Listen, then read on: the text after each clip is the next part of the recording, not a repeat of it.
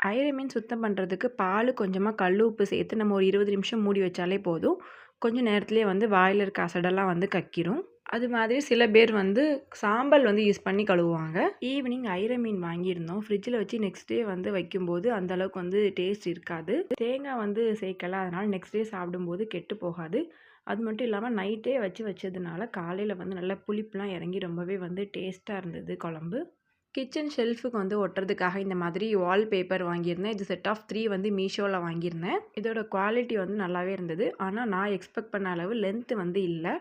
இதை நான் வந்து ஷெல்ஃபுக்கு வந்து யூஸ் பண்ணேன்னா இதே மாதிரி இன்னொரு எக்ஸ்ட்ரா ஒரு 3 வந்து வாங்குற மாதிரி இருக்கும்.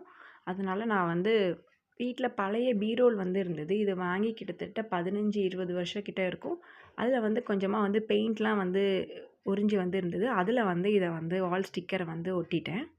இந்த லுக் வந்து எப்படி இருக்குன்னு சொல்லிட்டு கமெண்ட் பண்ணுங்கள்.